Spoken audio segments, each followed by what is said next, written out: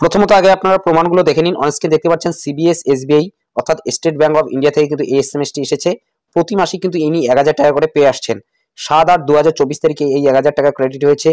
এরপর জানুয়ারি মাসের 6 তারিখে কিন্তু এই টাকাটি ক্রেডিট হয়েছে 1000 টাকা।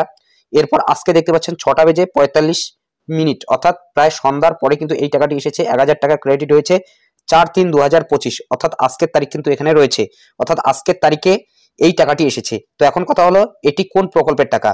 ইনি কিন্তু প্রতি মাসেই বার্ধক্য ভাতার টাকা পেয়ে আসছেন, অর্থাৎ ওল্ড এজ পেনশনের টাকা, বার্ধক্য ভাতার টাকা কিন্তু এনার ব্যাংকের অ্যাকাউন্টে এই মার্চ মাসে চলে এসেছে।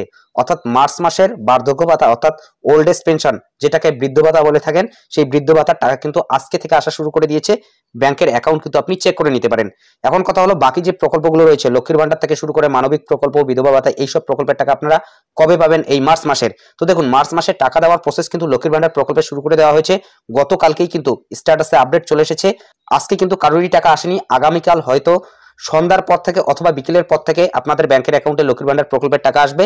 এবং বিধবা ভাতা অথবা মানবিক প্রকল্প, এই যে প্রকল্পগুলো রয়েছে, এইসব প্রকল্পের টাকাও কিন্তু আপনারা 10 তারিখের মধ্যেই পেয়ে যাবেন। অর্থাৎ মার্চ মাসের 10 তারিখের মধ্যেই সকলেই সব প্রকল্পের টাকাই কিন্তু পেয়ে যাবেন, যেসব প্রকল্পের টাকা প্রতি মাসে আপনারা পেয়ে আসছেন। মূলত বুঝতেই পারছেন এই যে প্রকল্পের টাকাটি এসেছে, এটি কিন্তু বার্ধক্য ভাতা অথবা বৃদ্ধ ভাতার টাকা। তো যারা বৃদ্ধ ভাতা অথবা বার্ধক্য ভাতার টাকা পেয়েছেন, অবশ্যই আমাদের কমেন্ট বক্সে জানাতে ভুলবেন না, এবং কোন জেলা থেকে ভিডিওটি দেখছেন অবশ্যই জানিয়ে দেবেন। এবং যদি আপনি লক্ষ্মীর ভান্ডার প্রকল্পের টাকা পেয়ে থাকেন অবশ্যই জানিয়ে দেবেন।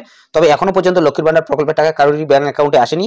আগামীকাল 5 তারিখ বিকেল অথবা সন্ধ্যার পর থেকে কিন্তু আপনাদের ব্যাংকের অ্যাকাউন্টে লক্ষ্মীর ভান্ডার প্রকল্পের টাকা আসবে, এবং যে নিয়মে টাকা পেয়ে আসছেন সেই নিয়মেই কিন্তু আপনাদের ব্যাংকের অ্যাকাউন্টে টাকা আসবে। কোনো ধরনের টাকার পরিমাণ কিন্তু বাড়ানো হয়নি।